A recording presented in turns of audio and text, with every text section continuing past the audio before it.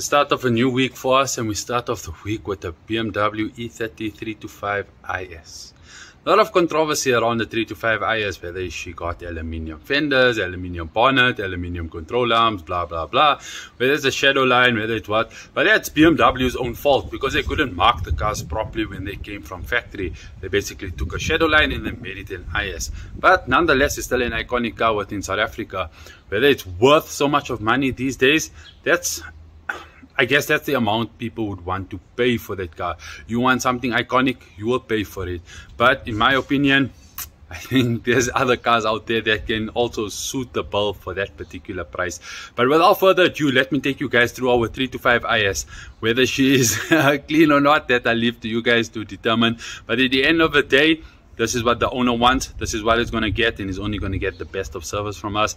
But let me take you guys through this red 325 IS that came in for a full nut and bolt restoration. So here we can see it's a Namibian car, 325 IS. I have done the magnet test, guys. I have done the magnet test, and these are aluminium fenders. These are aluminium fenders. This is not an aluminium bonnet. Now, I can imagine why somebody would want to replace an aluminium bonnet. Now, think about it. You're driving through a hailstorm, and your bonnet, aluminium is thin. It's light. It's not carbon fiber, where it's a little bit more stronger than aluminium, but it would dent the bonnet itself. And to repair an aluminium bonnet would be very difficult, and also to most probably acquire a new aluminium bonnet would be just as costly. So what the guys would have done, they would have just put a normal bonnet on there as well.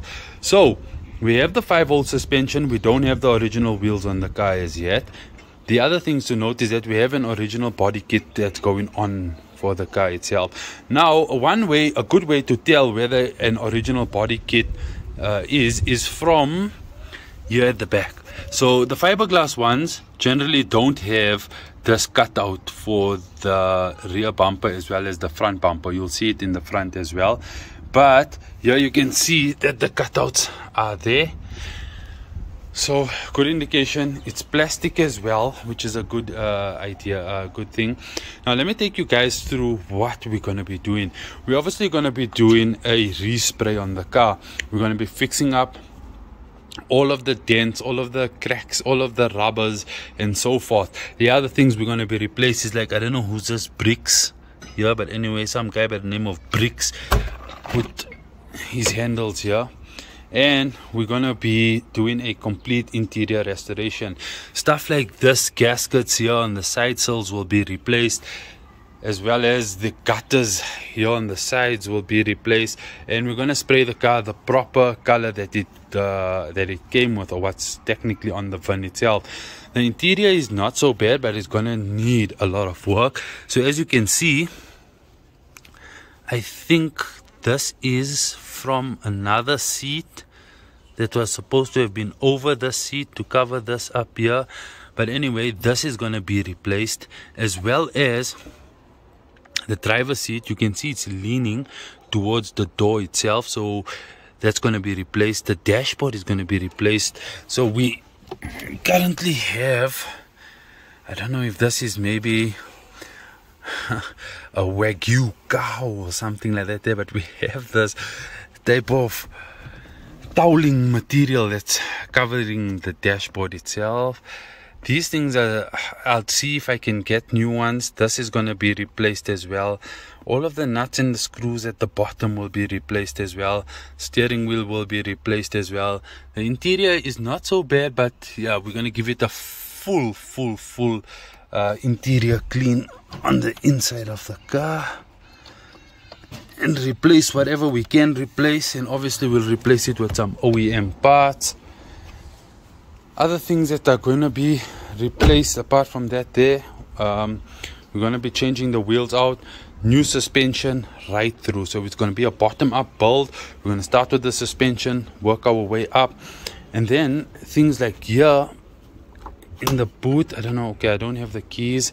We're going to sort out all the carpets and everything on the inside of the boot as well. You can see the overspray here on some of the beadings. That's going to be replaced as well. Other stuff to note is on this side here is some of the door rubbers. If we can get the original door rubbers, we're going to replace the door rubbers. But you know, things like this here, we'll sort out that there. The pedal itself is sitting loose, so it's most probably rusted here at the bottom. We'll take out the carpet and we'll do that. And then on the inside of the engine bay, oh, and she has a short shifter, very, very, very short shifter. So you can see here, that's 1, right, 2, 3, 4, 5. It's very, very short. So that's gonna be resolved as well. On the inside of the bonnet, we're gonna take the motor out, so you can see here the perfect paint job here, I suppose. So this will have to be repaired. The latch, obviously, the latch was gonna need to be repaired as well. And then here on the motor itself, looks like the airflow meter has been changed at some point in its life. Gonna give this engine bay a complete clean on the engine bay, take it out, sort out all the hose clamps, clean what we can clean. We're not gonna do a rebuild on the motor itself. The motor still sounds good, but what we will do is do a complete service on it while everything is out of the car, and yeah, take it from there.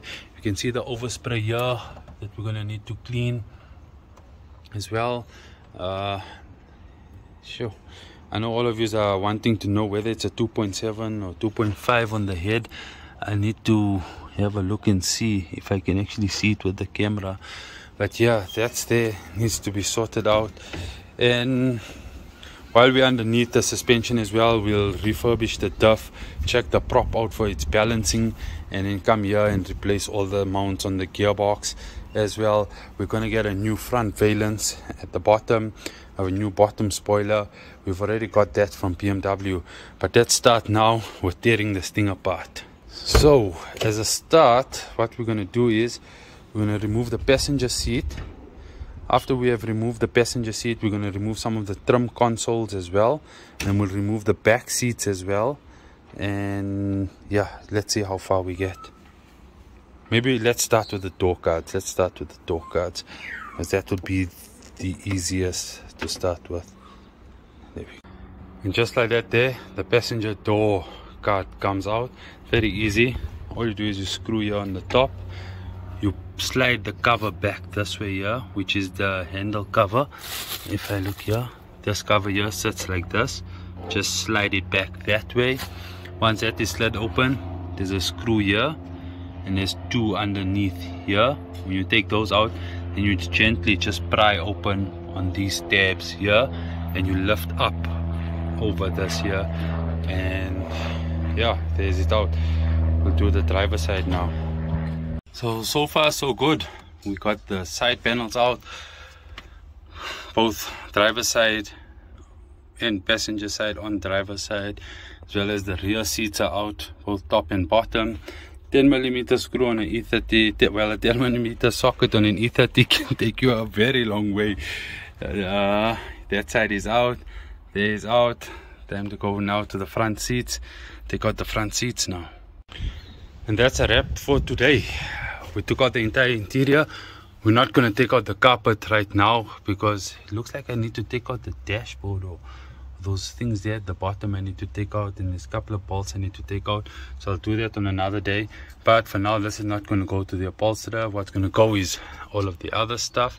So that being said, the tools required to remove an E30 interior: a flathead screwdriver, preferably a plastic pry bar would be better, an 8mm socket, a 17mm socket, and a 10mm socket. That's all. Hope you guys enjoyed this particular episode. Till we meet again, peace.